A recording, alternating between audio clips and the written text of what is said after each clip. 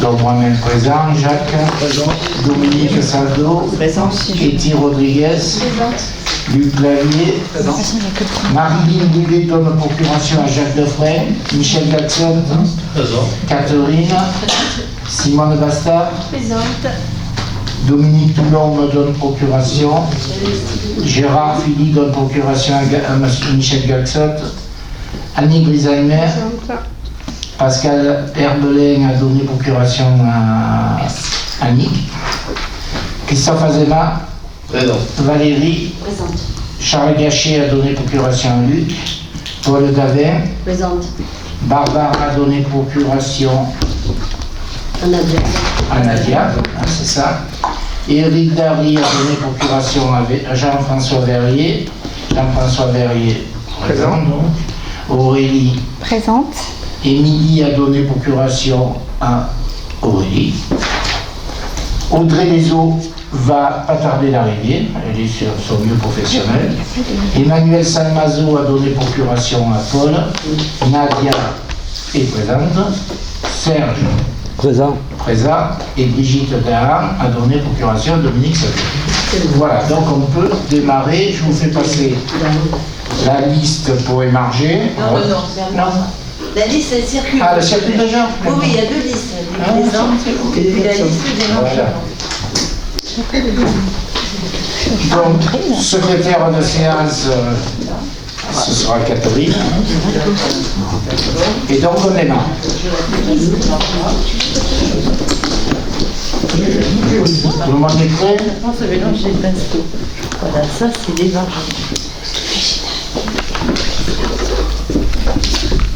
Il y en avait avant, et puis là, il y en a Oui, plus. c'est pour ça, ouais, je la cherche. Il n'y a plus de prise là. On avait... Ou alors je prends celle-là peut-être là-bas, mais je sais pas où je la branche. Non, mais pas grave, pas grave. Bon, on va démarrer, Régina. On va démarrer. Ah oui, voilà, oui. Voilà. Par contre, il faut une Ah ouais, mais elle n'est pas assez longue. Il est long votre fil? Oui, oui, oui. Tiens. Hop. Merci beaucoup, Michel.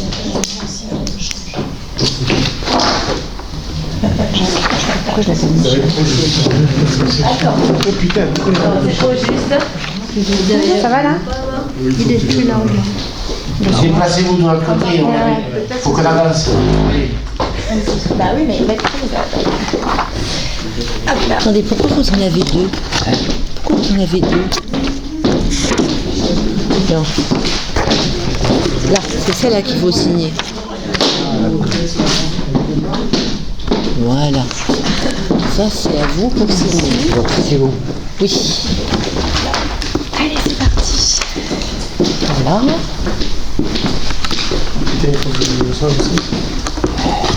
Allez, on démarre. Donc, l'approbation du procès-verbal de la séance du 24 octobre 2023. Y a-t-il des observations? Qui est pour? Unanimité, je vous remercie. Compte rendu des décisions prises par le maire en application de la délégation générale donnée par le conseil municipal. La 2023-38 convention de recyclage et collecte des dépôts, papier de bureau et carton d'emballage avec la société A4 Recyclage. La 39 contrat de maintenance d'installation de génie climatique avec la société Somégel. La 40 session de véhicules Renault Mascotte et Nissan Star. La 41 session du véhicule Land Rover 90. Donc on peut passer à l'ordre du jour. Dans le premier point, c'est l'administration générale. Je vais laisser la parole à Michel qui prend le micro. C'est juste une info concernant le rapport annuel 2022 sur le prix et la qualité du service public de l'eau potable et de l'assainissement. Michel. Donc, en considérant le transfert des services publics de l'eau potable et de l'assainissement à la métropole en date du 1er janvier 2018, donc je vais vous lire les éléments importants. Le prix moyen du mètre cube d'eau et d'assainissement est de 5,15 € TTC au 1er janvier 2023. Le prix du mètre cube d'eau est de 2,43 € TTC et celui de l'assainissement est de 2,72 € TTC. Le rendement du réseau de distribution pour l'eau s'établit à 61,14%. Le nombre d'habitants desservis est de 4 907 pour l'eau et 2067 pour l'assainissement. Et le taux de réclamation des administrés s'établit à 6%. Donc voilà, je vous prie de prendre acte de ces rapports. Y a-t-il des observations? Oui. Nadia. Sur les 92 communes, on est les 3 premiers en termes de tarifs plus élevés. Qu'est-ce qui explique ces différences de prix et comment c'est calculé? Ben, il y a une convention, c'est géré par la métropole. Il y a 2 ans en arrière, à ma grande surprise, j'ai eu aucune réclamation d'administrés de Rogne, mais ça remonte à 2 ans où il y a eu la grosse augmentation entre la métropole et Suez. Qu'est-ce que je vais faire? Je ne peux pas te dire plus, en sachant que de toute façon, l'objectif de la métropole, comme pour les déchets, c'est d'uniformiser, comme la taxe d'ordures ménagères, c'est d'arriver à uniformiser un prix moyen pour la métropole. Ok. Autre question, Jean-François? Oui, il me semble qu'il a baissé le rendement du réseau par rapport à Oui, Tout à fait, l'année tout à avant. fait. Tout à fait. Tout à Donc, fait. on doit vérifier avec la métropole pourquoi ça a baissé. Mais je pense qu'on a une partie de la réponse puisque la métropole va engager les travaux que je vous ai mentionnés il y a, à l'avant-dernier conseil, des enveloppes très importantes sur 4 ans. Et ça permettra justement de se remettre en situation de mieux gérer l'eau. Pour ton information, comme tu es bien précis là-dessus, j'ai relevé un autre chiffre dans le rapport. Il y a 211 000 m² prélevés et ils en sortent 207 produits. Mètres Déjà. cubes. Oui, cubes, bien sûr, mètres cubes, pardon. D'accord. Voilà. La qualité de l'eau, par contre, tous les contrôles qui ont été effectués, on est à 100%, à la différence d'autres communes. Vous l'avez dans le rapport, ça. Qu'est-ce que je peux vous dire d'autre que Michel ne vous a pas dit? Pour votre information générale, on a 15 km 34 de réseau. On a, si je ne me trompe pas, 940 abonnés sur 4900.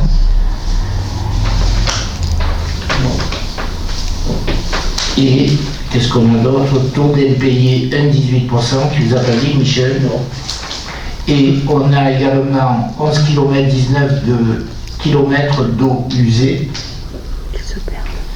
834 abonnés sur 2067 habitations. Voilà, là j'avais pris des chiffres complémentaires pour affiner ce qu'on vous a mis dans la note principale. Donc s'il n'y a plus de questions, vous prenez acte du rapport. C'est bon? Parfait. Je vous remercie. Donc nous allons passer maintenant à la note synthèse 2 sur les nouveaux tarifs de concession dans le cimetière communal. Michel, tu continues dans la foulée? Allez. Approche-toi bien du micro. Vu le Code général des collectivités territoriales, vu l'article 22, 23, 15 du Code général des collectivités territoriales, considérant surtout la nécessité d'actualiser les tarifs en vigueur ainsi que la durée des concessions dans le cimetière communal, il a proposé au conseil municipal de fixer les nouveaux tarifs et la durée des concessions dans le cimetière communal selon le tableau présenté ci-après. Donc, pour les personnes indigentes, c'est gratuit. Pour les concessions pleine terre, on a prévu des concessions 5 ans, 10 ans, 30 ans et 50 ans. Donc, les tarifs sont 407 €, 636 €, 1591 € et 2386.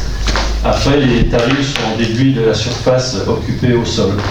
Donc, les concessions caveaux de 2-3 places qui ont une emprise au sol de 1 mètre par 2,50 mètres sont à 424 € pour 10 ans, 1061 € pour 30 ans et 1591 € pour 50 ans. Pour les concessions en caveau 4-6 places qui occupent 1,50 mètre par 2,50 mètres, les tarifs sont identiques à ceux des concessions en pleine terre, puisqu'ils occupent la même surface. Et pour les concessions caveau 8-9 places, qui ont une emprise au sol de 2,50 mètres par 1,90 mètre, les tarifs pour 10 ans, donc 806 €, 2015 € pour 30 ans et 3023 € pour 50 ans. Voilà. Observation. Ces nouveaux tarifs seront applicables à compter du 15 décembre de cette année. Observation. Je rajoute tout simplement qu'on a revu, si vous voulez, le prix en tenant compte de ce que les autres communes faisaient payer. On était largement en dessous de ce qu'on pouvait prendre. Voilà, le calcul a été fait sur la moyenne départementale des Bouches-du-Rhône et du Vaucluse. Voilà. Donc on passe au vote qui est pour unanimité. Je vous remercie et merci Michel. Alors le point numéro 3, donc c'est Marine qui aurait dû le présenter, c'est le contrat de délégation de service public pour la gestion et le fonctionnement du multi-accueil crèche. Donc vous avez pu en prendre connaissance. Je vous rappelle qu'on a un contrat de délégation qui a été signé le 9 août 2021 pour une durée de 5 ans. Donc vous avez les précisions. Actuellement, donc, il y a une capacité d'accueil de 42 places à temps plein. Pour votre information, je crois qu'ils ont presque 60 gamins au dernier chiffre qu'on m'avait communiqué par rapport au fait que certains viennent 2 heures, 3 heures, etc.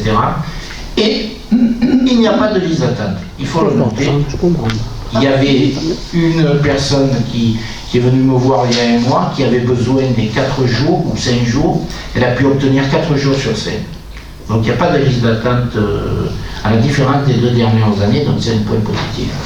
Donc après, donc, on vous précise dans la délibération qu'on signe une convention territoriale globale, le CTG, avec la CAF, il octroie un bonus territoire versé directement au gestionnaire à compter de 2024. Donc il convient de préciser que ce montant, la CTG se termine le 31/12/24. Ensuite, donc, le montant du bonus territorial qui a été fixé est de 50 827,29. Et après, il y aura une nouvelle convention territoriale qui sera signée. Voilà, je vous ai dit l'essentiel. Avez-vous des questions ou non? Bien. Ce bonus, il a été versé, est-ce qu'il a été versé cette année? Et si oui, comment il a été utilisé? Oui, il a été versé cette année. Vous pouvez répondre, Régina? Oui, il est versé à la commune cette année, exceptionnellement Et après, pour 2023. Voilà. Et à compter de 2024, parce que c'est une obligation que ce bonus soit versé aux délégataires. Donc on a demandé un titre dérogatoire, nous, pour l'avoir sur 2023, parce qu'on n'avait rien prévu, quoi. C'est arrivé un petit peu comme ça. Et donc par contre, à compter de 2024, pour la crèche, les 50 000 et quelques euros seront versés directement aux délégataires. D'accord. Donc on fait un avenant pour que ce montant qui leur est versé, c'est donc une recette supplémentaire pour eux, soit déduit, qu'on déduise le montant de l'attribution, enfin la redevance qu'on leur paye, quoi, en conséquence, voilà. Donc ça c'est pour 2024. Et puis ensuite en 2025, on va probablement re-signer une nouvelle convention territoriale globale avec la CAF. Et là il y aura de nouveaux montants probablement. Enfin en général c'est les mêmes, hein, parce que ces montants-là, c'était les montants que la commune percevait dans le cadre du contrat enfant-jeunesse. D'accord. Voilà. Mais du coup, il a été utilisé sur 2023 ou pas? Ou du coup, c'est un report pour 2024? Non, Il est utilisé dans la commune. C'est des recettes de la commune. Sauf que si vous voulez, le budget communal, au niveau des recettes, elles ne sont pas affectées, quoi. Hein. C'est des recettes comme toutes les autres recettes que nous avons. Merci Régina pour ces précisions. Donc c'est juste pour vous faire voter donc, le fait qu'on va faire un avenant au contrat existant. Y a-t-il d'autres observations? On peut passer au vote qui est pour unanimité. Je vous remercie. Donc ensuite, c'est un peu la même chose avec cette fois-ci l'organisation, la gestion et l'animation des accueils de loisirs périscolaires et extrascolaires de la commune de Rognes. Donc le contrat de délégation, je vous rappelle qu'il avait été signé le 9 août 2021, également pour une durée de 5 ans. La ville de Rognes est signature d'une convention territoriale globale, comme précédemment, qui se terminera au 31/12/2024 et qui vient se substituer au contrat d'enfance et jeunesse dont les abonnements étaient directement versés à la collectivité jusqu'à 2022. À côté de 2023, la CTG s'applique le montant du bonus territorial est fixé à 19 096,52. Les recettes prévisionnelles indiquées au compte de résultat annexé au contrat de GSP ne prévoyait pas de bonus territoire. Donc on va faire là également, Regina, un avenant. C'est ça, alors pas de 50 000 euros, mais de... enfin le montant c'est pas 50 000, mais c'est pour l'ALSH de 19 096. Voilà, 19 096 52. Donc même explication que pour Voilà. la précédente délibération. On peut passer au vote qui est pour unanimité, je vous remercie. Donc ensuite, je vais passer la parole à Catherine. Vas-y Catherine, Catherine, pour votre information, a assisté, parce que moi j'ai pas pu y aller, à la dernière lettre de Marseille. Voilà.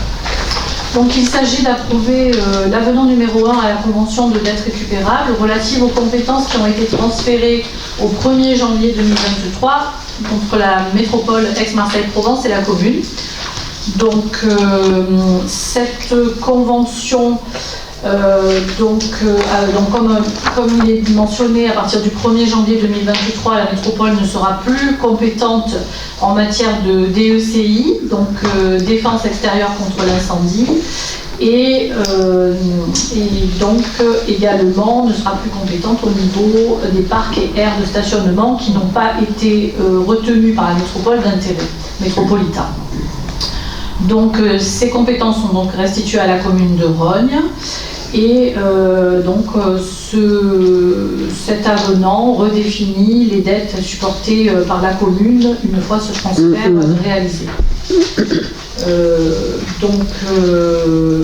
La métropole continue à rembourser les emprunts sans transfert de contrat à la commune et cette dernière devant rembourser à la commune la quote-part de l'emprunt.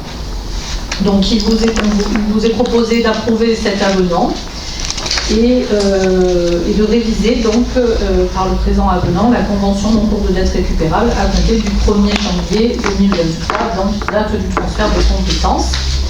Et également d'autoriser monsieur le maire à signer cet avenant de dette récupérable. On ne récupère pas beaucoup, hein, comme vous avez vu. Il faut donner le chiffre, s'il te plaît, Catherine. Oui, donc voilà, c'est ça, 3 184 euros et d'encours et 593 euros d'intérêt. Ça c'est le pluvial. Ça c'est le pluvial, mais sur les deux transferts qui sont opérés, on voit très bien que l'encours est à zéro et les intérêts également. C'est ça. En fait, il n'y a pas de... Oui, voilà, c'est ça. Nous, on n'a pas de... Sur ce transfert de compétences-là, on n'a pas de dette envers la métropole en tout. Y a-t-il des questions? Paul? Oui, nous voudrions savoir à quoi correspond le mot pluvial dans ces dettes récupérables. Non. C'est l'eau qui tombe de la mer. Non, de la mer, oui, je voudrais bien. Non, je vois pas. C'est les eaux de pluie. Non, d'accord, mais bon. D'accord, non, merci. Pluvial, je dirais que ça veut dire plus, mais Y a-t-il d'autres questions? Moi j'ai une question. Donc effectivement, il y a un transfert de compétences qui revient à la commune. Ça veut dire que donc il y a de la dette, mais il y a aussi des recettes finalement. Donc ça, on a une idée de ce que ça va représenter à terme. Est-ce que ça vous paraît être de nature à couvrir les frais qui seront induits par ces compétences? Donc pour la commune de Rognes, la compétence DECI, c'est un montant de 17 578 euros annuels. Sur ce montant-là, donc on a déjà récupéré tous les dossiers de gestion des points d'eau incendie et de tout ce qui est le dossier technique de DECI relatif à la commune. On a encore quelques éléments qui sont qu'on n'a pas pu encore récupérer, mais ça ne saurait tarder. Et tous ces points et tous ces éléments ont été contrôlés pour la dernière fois en 2023, non, 2022, avril 2022. La chance qu'on a, c'est que les prochains frais importants interviendront qu'en 2025 pour la commune de Rognes. On avait déjà évoqué cette information. Voilà, et nous, d'ores et déjà, on est en train de faire chiffrer justement tous les coûts d'entretien, de contrôle surtout, contrôle périodique, et d'entretien des DECI, et puis on attend après annuellement des propositions d'amélioration des moyens de défense incendie sur la commune. Parce que c'est pour la partie DECI. Voilà, mais c'est cette partie qui m'intéresse. Parce qu'en fait, moi, ce que je comprends, en tout cas de PRIF, parce que tout ça, ça renvoie au PRIF, c'est que les fameuses zones rouges, finalement, elles dépendront aussi des zones de retournement, peut-être des bornes incendie. Donc ça suppose que, en fait, il y aura peut-être des investissements à faire pour se conformer finalement à ce qui est attendu, pour ne pas être en zone rouge, que le village ne soit pas entièrement en zone rouge, parce que comme vous l'avez remarqué, il y a quand même beaucoup de petits chemins, enfin en tout cas de chemins qui ne répondent pas à ces critères. Donc ça veut dire qu'il faut s'attendre à ce qu'il y ait des investissements qui soient à la charge de la commune pour pouvoir se conformer à cela. Et est-ce qu'on sera en capacité de le faire maintenant que c'est plus dans les mains de la métropole? Voilà. Mais on attend pour ça le rapport. En gros, est-ce que la métropole peut nous transférer peut-être par anticipation un certain nombre de choses et pas simplement ce qui correspond à l'état existant, quoi. Juste pour préciser une chose sur le PRIF, on ne doit pas se conformer à ce qui est fait.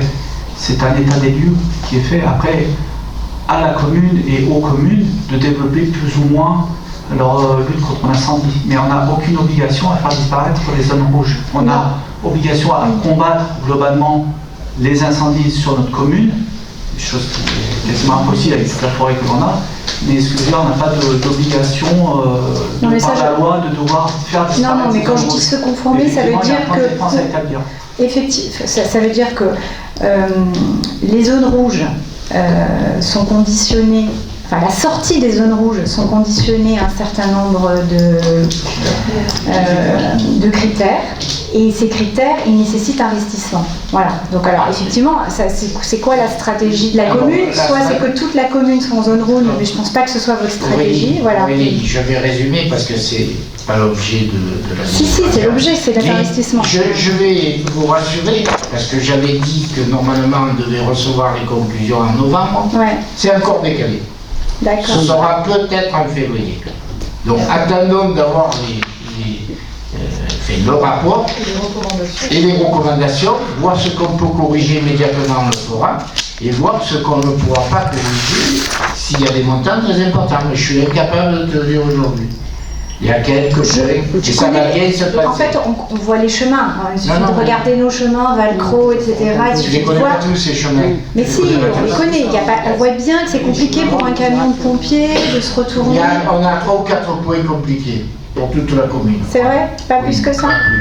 Donc, en fait, indépendamment du PRIF, moi, ma question, c'est de dire, effectivement, on est sur un transfert de budget, un transfert budgétaire. Je pense que c'est le bon moment de dire à la métropole, attendez, il y a un transfert budgétaire, mais nous, devant nous, et il vaut mieux prévoir plus que moins. C'est un transfert de compétences, tu prends à l'instant T, tu transfères de compétences. Mais tu prends un budget quand tu transfères une compétence, et le budget, il est toujours soumis à négociation. Et donc en face du budget, tu expliques ce que tu vas faire. C'est ce qui a été déterminé lors de la clé. C'est ça. Et voilà les sommes dont on a la responsabilité. Ces sommes-là, c'est zéro sur les DFCI. D'accord? Ça a été retransféré sur les mêmes principes de calcul du transfert qui avait eu lieu de la commune à la métropole en 2018. Donc en fait, le retour, il est sur le même principe de collecte, de partage entre mais compte tenu de tout ça, on aura des investissements. Devant nous, on a des investissements. Après, quand on aura le rapport avec les recommandations associées, à nous de monter un dossier en fonction de ce qui sera retenu, une stratégie de défense contre l'incendie, et d'aller le proposer, soumettre à des subventions du département ou autres, et de faire le mieux pour que chaque année... Le budget, on va arrêter là le débat. Je pense qu'on a répondu concrètement à ce qui va se passer. Le budget de la métropole va être voté le 7 décembre. Et donc ces chiffres-là sont tous arrêtés. La très bonne nouvelle de la métropole, malgré la pression de l'État, il y a maintien des attributions à hauteur de 600 et quelques millions. Voilà. C'est ce qu'il faut retenir. Et on verra les années à venir, ça peut changer. Ça, du jour au lendemain, on peut avoir. Oui, je vous l'ai déjà dit. Donc on revient au vote. Et sur parc et stationnement, peut-être Oui. moins intéressant, Oui, mais bon, il y a moins il y a quand même un retour de 6 882 euros annuellement à la commune. Donc c'est Ok.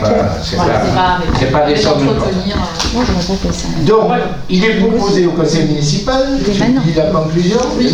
Bah ouais. Donc il est proposé au conseil municipal d'approuver l'avenant à la convention de dette récupérable entre la commune de Rognes et la métropole Aix-Marseille-Provence et d'autoriser monsieur le maire à signer cet avenant à la convention de dette récupérable sur les compétences transférées au 1er janvier 2023 entre la commune et la métropole Aix-Marseille-Provence. Qui est pour? Unanimité, je vous remercie. Arrête. On continue. Alors, on est au point 6. Oui, Tu présentes ou je présente? la garantie d'emprunt. Oui, c'est plus classique. Hein. Chaque fois qu'on fait des logements sociaux, les communes doivent se porter caution Oui. de l'opérateur. Donc il s'agit d'approuver la garantie d'emprunt à l'association Un Toit dans le cadre du projet Maison Panisie. Donc considérant la demande de garantie d'emprunt par l'association Un Toit pour l'acquisition et l'amélioration de 3 logements locatifs sociaux, 11 rue Fontvieille sur la commune de Rognes, la garantie de la commune se fixe à hauteur de 50% et celle de la métropole Aix-Marseille-Provence à 50% pour le remboursement d'un montant total de prêt de 99 622 euros consentis par la Caisse des dépôts et consignations. Donc vous aviez annexé sur l'approbation de cette garantie tout le dossier comptable de prêt et tous les détails nécessaires. Voilà. Donc, il vous est demandé d'accorder la garantie à hauteur de 50% pour le remboursement d'un prêt d'un montant de 99 622 euros. Voilà. Et logiquement, les appartements seront livrés fin 2024. Les travaux vont démarrer. Voilà, on va à 3 logements. Pas d'observation. Fin 2024. Le 24. Non, ça fin 2024. Pas de questions? Qui est pour? Unanimité, je vous remercie. Je vais passer la parole à Jacques maintenant, pour le point suivant. Merci Catherine. Concernant l'instauration de la prime de pouvoir d'achat exceptionnelle. Alors, sur... Je vais prendre peut-être une- Ah non, prends.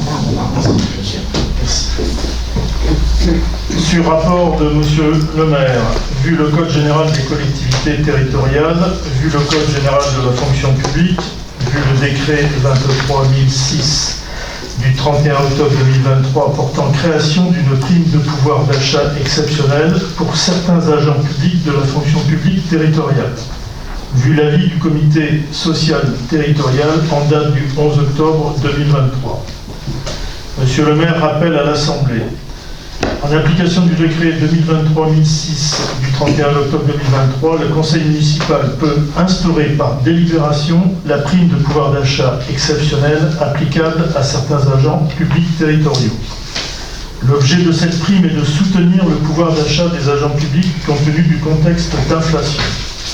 Elle peut être versée aux fonctionnaires, aux agents contractuels de droit public et aux assistants maternels et familiaux qui remplissent les conditions cumulatives suivantes. Avoir été nommé ou recruté par une collectivité territoriale, un établissement public territorial ou un groupement d'intérêt public avant le 1er janvier 2023. Être employé et rémunéré par l'une de ces structures au 30 juin 2023. Avoir perçu une rémunération brute inférieure ou égale à 39 000 euros au titre de la période courant du 1er juillet 2022 au 30 juin 2023, déduction faite de la GIFA, garantie individuelle du pouvoir d'achat, et de la rémunération perçue au titre des heures supplémentaires effectuées et du temps additionnel de travail dans la limite du plafond d'exonération. La prime est versée par la collectivité territoriale qui emploie et rémunère l'agent au 30 juin 2023 ou par chaque collectivité territoriale, établissement public ou GIP lorsque plusieurs employeurs publics emploient et rémunèrent l'agent au 30 juin 2023. Il appartient à l'organe délibérant de déterminer le montant de la prime dans la limite du plafond prévu pour chaque niveau de rémunération défini par le décret. Il est proposé à l'Assemblée de déterminer les montants forfaitaires suivants. Alors je pense que ça vous avez consulté les documents en amont, donc je vais vous faire grâce des différents du tableau. Le montant de la prime est réduit à la proportion de la quotité de travail et de la durée d'emploi sur la période du 1er juillet 2022 au 30 juin 2023. Il n'est en revanche pas possible de moduler le montant de la prime afin de tenir compte de la manière de servir. La prime peut être versée en une ou plusieurs fractions avant le 30 juin 2024. Elle n'est pas reconductible. Il est proposé à l'Assemblée de retenir un versement unique au mois de décembre 2023. Elle est cumulable avec toute autre prime et indemnité perçue par l'agent, à l'exception de la prime de pouvoir d'achat exceptionnelle versée aux agents publics de la fonction publique d'État ou de la fonction publique hospitalière ainsi qu'aux militaires. L'attribution de la prime exceptionnelle à chaque agent fait l'objet d'un arrêt individuel. D'un arrêté individuel.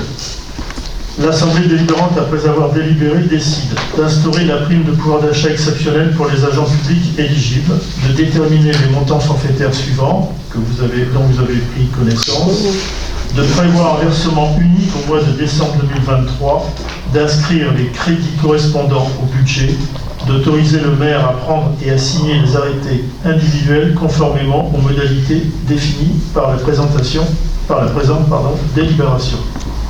Avez-vous des questions? Pas de questions? Qui est pour? À l'unanimité, je vous remercie. Alors,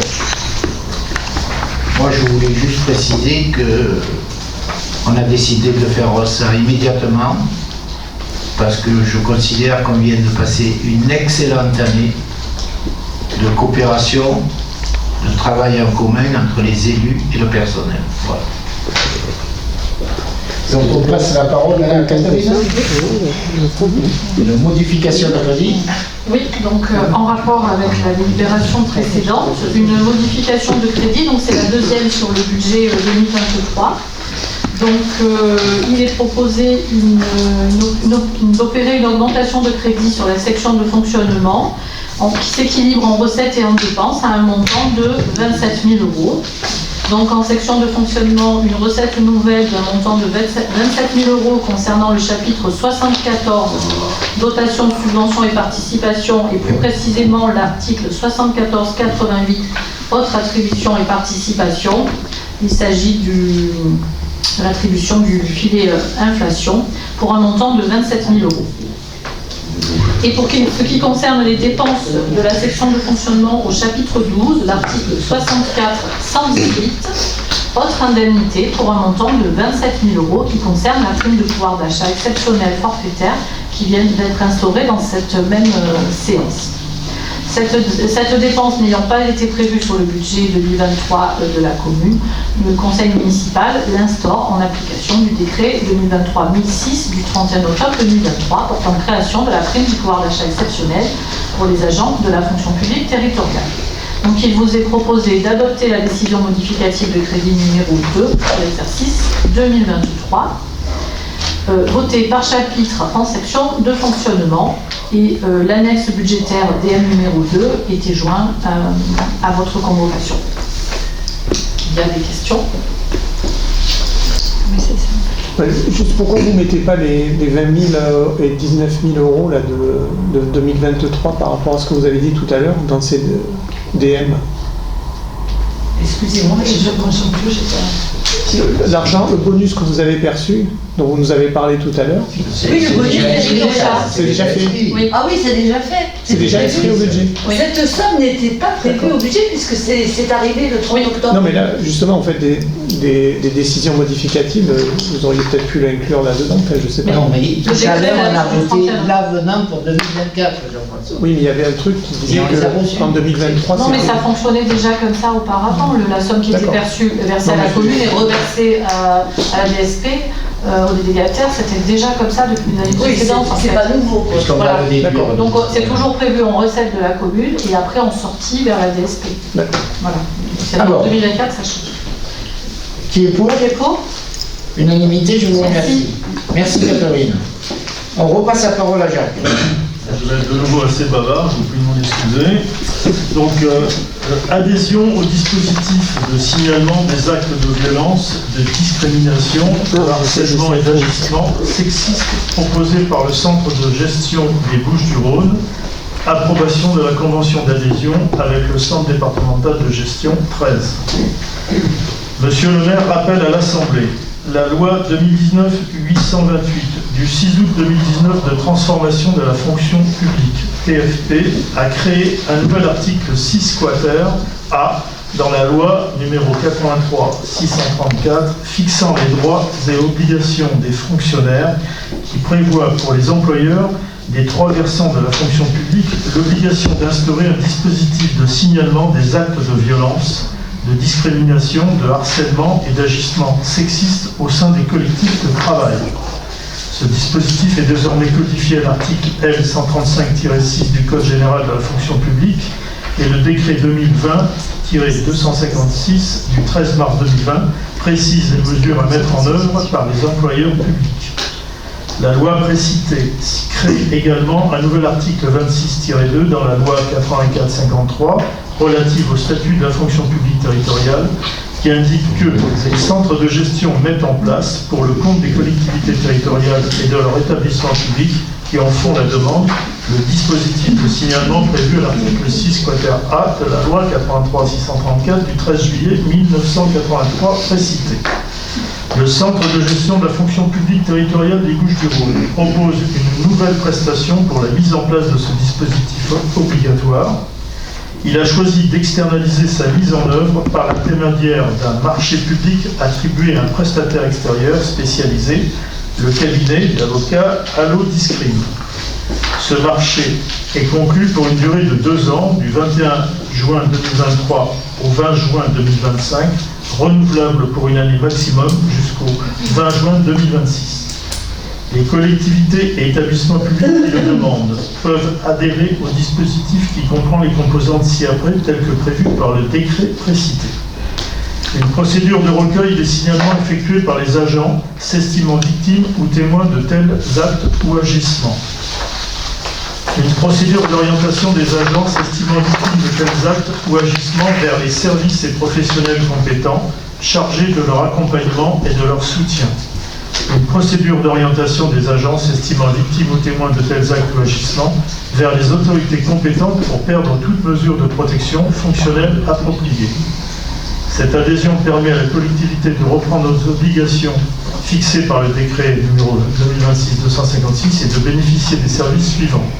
L'accès à un outil dématérialisé et sécurisé permettant de recueillir les signalements des agents et de suivre le traitement du signalement, traçabilité des échanges, des prestations de conseil, d'accompagnement et de traitement des situations.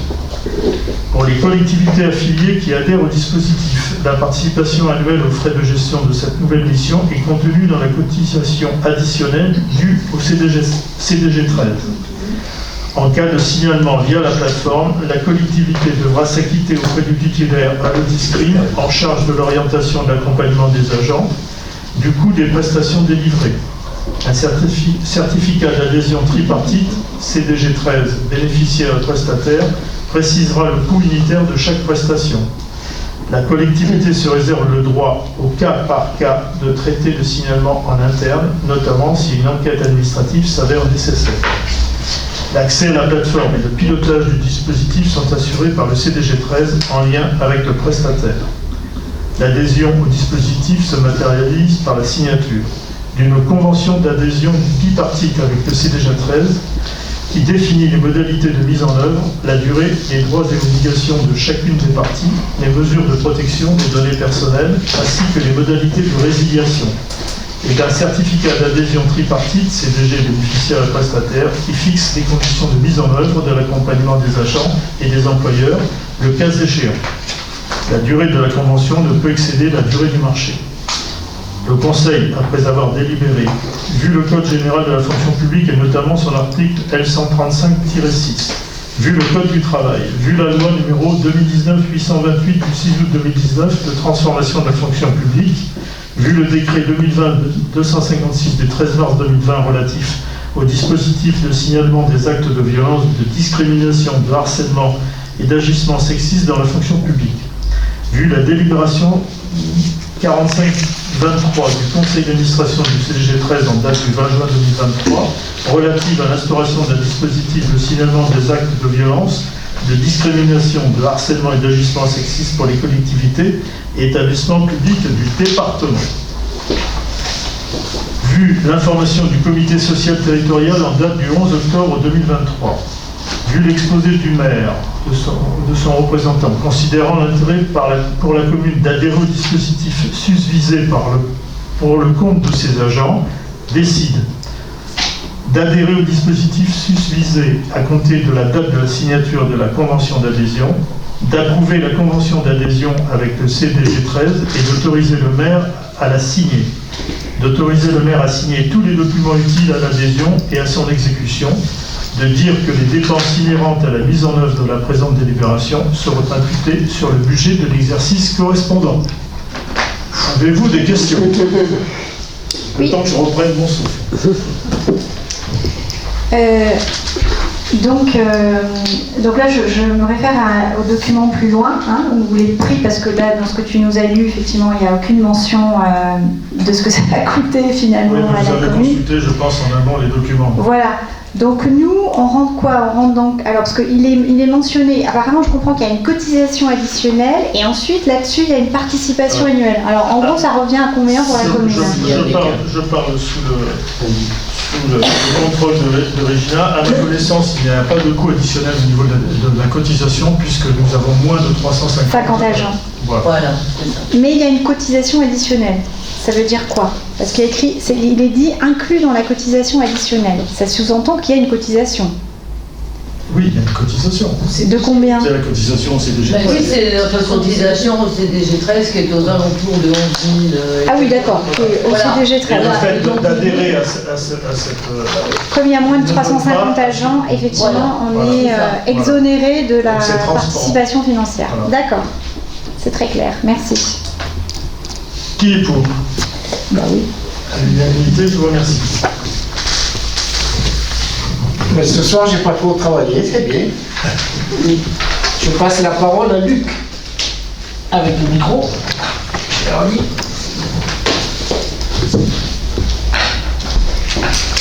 Alors, notre commune fait partie des communes retenues pour le recensement 2024. Et dans ce cadre, nous devons recruter des agents recenseurs à hauteur de 10.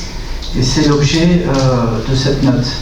Donc le recensement général de la population aura lieu du 18 janvier au 17 février 2024. Et pour cela, l'État apporte une allocation de 8 529 € pour pouvoir permettre d'effectuer ces différentes tâches liées au recensement. Donc le nombre de districts sur la commune est de 10. Donc l'objectif est de recruter 10 agents recenseurs. Compte tenu des périodes de formation des agents recenseurs prévues les 4 janvier 2024 au matin et 11 janvier 2024 au matin et conformément aux préconisations de l'INSEE, les recrutements devront couvrir la période du 4 janvier au 29 février 2024. Les agents recenseurs sont des agents contractuels recrutés spécifiquement pour effectuer cette mission.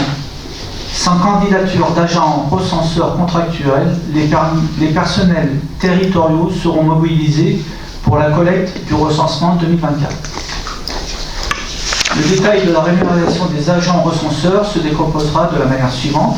Donc 30 € pour la session de formation, 50 € au titre du forfait des déplacements, 1 € par bulletin individuel rempli signé et 1,20 € par feuille de logement remplie.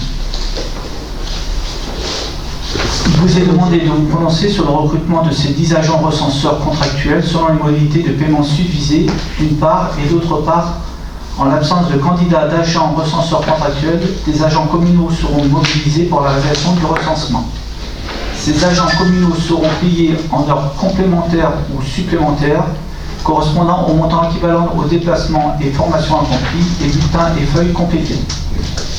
Il est précisé que les crédits seront prévus sur le budget 2024. Il y a des questions?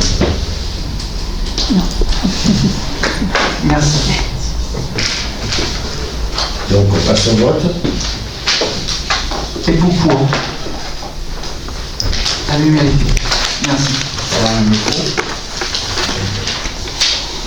Alors, juste pour vous dire, je crois qu'on a 50% déjà de personnes qui se sont présentées. Donc on recherche encore des personnes pour compléter ce personnel. À titre indicatif, c'est quoi en fait le temps demandé? Ça correspond à peu près à... C'est assez difficile à chiffrer parce que suivant les quartiers, s'il n'y a que des retraités, les personnes vont pouvoir le voir dans la journée. C'est ça. Et dans certains quartiers, il y a les actifs. Et donc il faut repasser peut-être dans la journée, le soir, le week-end, etc. C'est pas neutre comme boulot. Ouais, c'est pas neutre. Hein. Donc il y a, sur le dernier qu'on a fait, depuis que je suis maire, bon, il y a des agents, des personnes qui ont tenu le coup, mais il y en a qui ont vraiment souffert. Et les agents de la commune ont complété le travail. Hein. Déjà, il faut se bouger et s'organiser. Voilà. Mais on va trouver, je ne me fais pas de soucis.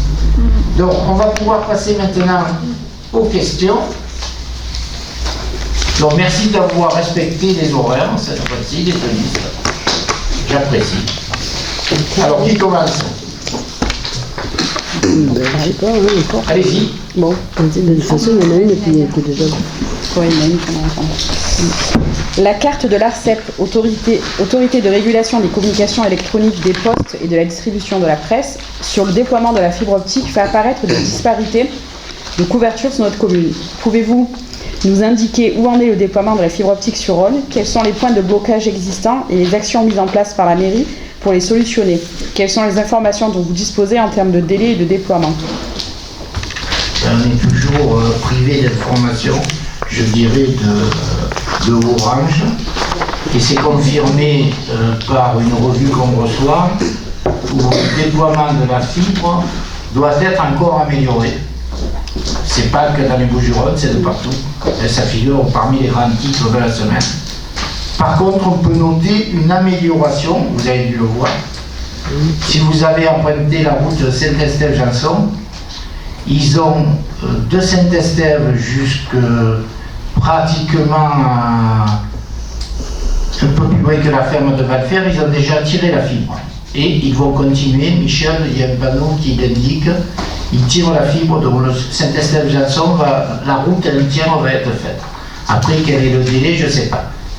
Autre bonne nouvelle, on a reçu ces jours-ci une intervention sur Valcro à partir du 11 décembre et ils ont prévu 90 jours. Donc vous imaginez tous les autres chemins qu'on a, le temps que ça va prendre. Voilà.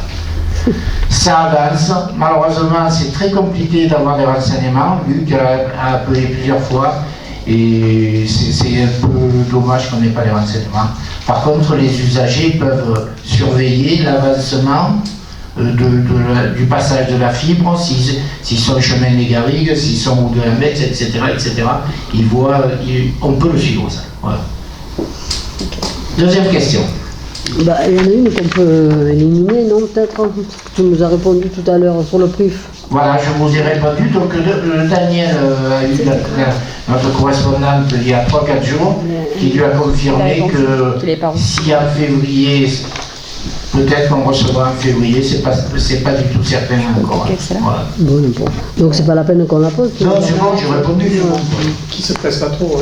C'est pas qu'il se presse pas trop, c'est que c'est compliqué. Qui ne se presse pas trop. Ah, d'accord. Il n'y a pas le feu.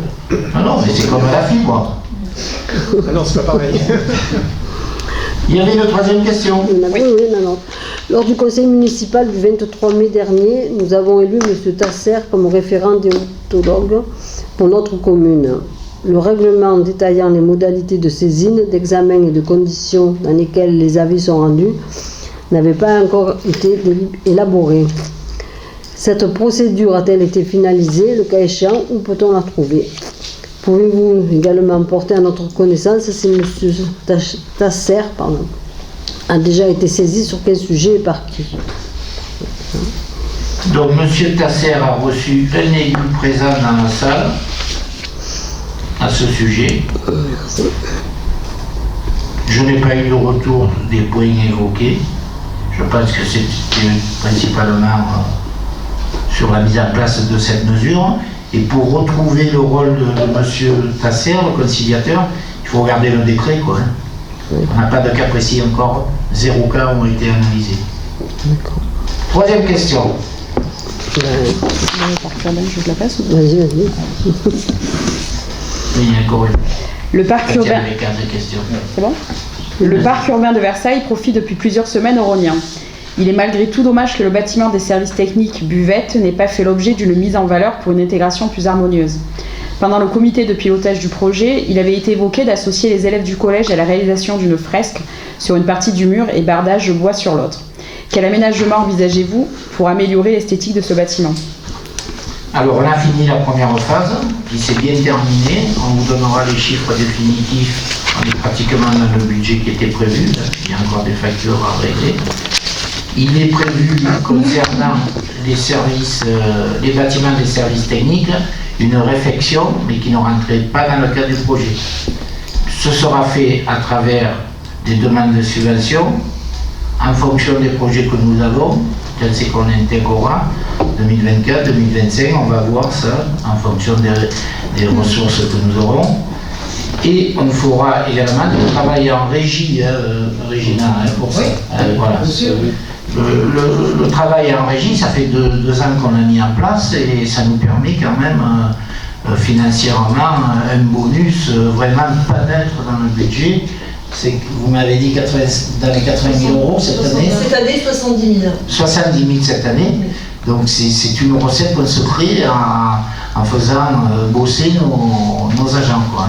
Donc on ne le perdra pas de vue. Donc ça arrivera, les travaux, mais je ne peux pas répondre à quel moment, par rapport aux autres projets. En ce qui concerne d'associer les élèves du collège à la réalisation d'une fresque sur une partie du mur et bardage bois sur l'autre, tu peux répondre, Letty, que ça avait été évoqué, ça? Oui. Vas-y. Oui, effectivement, en réunion, on avait en fait fait un brainstorming, on avait évoqué plein d'idées. Et après, quand c'est prévu qu'on retravaille vraiment spécifiquement sur ce sujet, pour quand on a ça, ouais, ok. voilà. Parfait. Donc les questions de Rhône Ensemble sont terminées, donc je passe la parole à Uni pour Rhône. Donc, première question, nous attirons votre attention sur deux zones apparemment défaillantes en termes d'éclairage public. Donc la première, se situe au niveau c'est le poteau d'éclairage du virage de la Baume, c'est-à-dire en haut de l'avenue de l'Ambesque au niveau là, du CCFF, qui a disparu depuis qu'il a été englouti par un camion. Voilà, donc ça c'est une zone de déplacement. Ouais, par une voiture, d'accord. Donc c'est une zone de déplacement de piétons, donc il y a ce premier point. Et l'autre point, donc ça c'est plutôt des parents qui nous ont alertés, alors ça a peut-être été résolu depuis, c'est au niveau du parking de Saint-Denis. Donc à 6h30, les jeunes prennent effectivement qui vont sur Aix, prennent le bus très tôt. Et voilà, apparemment ils s'éclairent avec des téléphones portables, ça leur est un peu compliqué pour se déplacer. Donc voilà. Le deuxième point a été résolu, on éclaire à 6h du mat. Oui, il a été résolu ce matin. D'accord, très bien. Ça sera allumé à 6h du matin. Et en ce qui concerne le poteau d'éclairage, il n'a pas été remplacé parce que c'est un sinistre causé par un jeune administré et on attend le délai de validation de l'assurance. L'assurance a désigné un expert la semaine dernière. Donc, on a pas D'accord. on va le relancer. Ouais, il va être pris en charge par l'assurance, c'est ça? Par l'assurance de l'administré. D'accord. Il n'y aura pas de coût pour la commune. S'il ne disparaît pas, le poteau. Il a été déposé, le poteau? Non, c'est une blague. On ne va pas répondre à une blague. On va répondre à la question d'après. Allez. Alors, l'ancien stade a été classé au domaine privé de la commune pour en faire une réserve foncière dans le cadre d'un cautionnement lié au projet Pied-Fouquet, il y a environ une dizaine d'années. Pour qu'il puisse être transformé en parc urbain ouvert au public, il conviendrait de le rebasculer dans le domaine public de la commune. C'est une procédure qui nécessite un passage en conseil municipal. Nous attirons votre attention sur ce point et vous demandons de procéder à cette régularisation, si possible. Donc après vérification par Régina, compte tenu tenu du Code général de la propriété des personnes publiques, l'article L2111.3. S'il n'en est disposé autrement par la loi, tout acte de classement ou d'incorporation d'un bien dans le domaine public n'a d'autre effet que de constater l'appartenance de ce bien au domaine public. L'incorporation dans le domaine public artificiel s'opère selon les procédures fixées par les autorités compétentes et il n'y a pas besoin d'une délibération du conseil municipal. Mais est-ce que vous allez le faire quand même? Non, il n'y a pas besoin, je ne veux pas créer une délibération puisqu'il n'y en a pas besoin. Mais est-ce que vous allez le passer dans le domaine public? Automatiquement, il va passer dans le domaine public puisqu'on a des usagers, des administrés qui en profitent tous les jours. Oui, il y a une délibération qui dit qu'il est dans le domaine privé. Oui, mais il va basculer automatiquement dans le domaine public. Et en plus, pour ajouter à ce qui vient d'être dit, on s'était déjà penché là-dessus avant que vous fassiez la remarque et on avait déjà la réponse que Régina et Daniel nous ont donnée. D'accord. Okay. Si c'était dans l'autre sens, il fallait prendre une délibération. Voilà. Ok. Dernière question. Alors pourquoi le glouton, engin de nettoyage des rues, n'a quasiment pas été utilisé depuis son achat, pourtant récent? C'est vrai.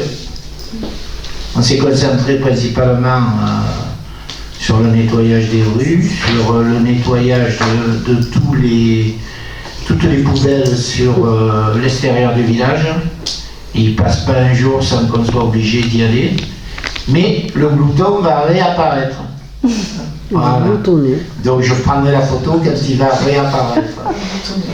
Mais la question, je l'accepte. Voilà. Ouais. Allez. Mais c'est bien, les rues sont beaucoup plus propres depuis un petit moment, donc c'est... Oui, mais seulement on a toujours la problématique, j'en profite de le dire à la vidéo. Derrière le laboratoire, sortie de secours, tous les matins il y a des trucs de chiens. Voilà. C'est scandaleux. Voilà. Sinon, globalement, ils ont fait du très bon travail.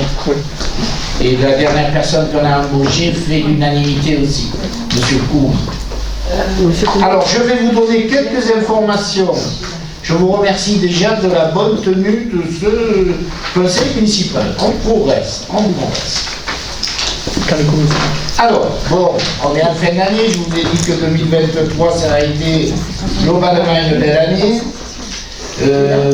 Nous terminons l'année par l'arrivée de Romain, le nouveau directeur des services techniques, qui est arrivé vers le 6 novembre.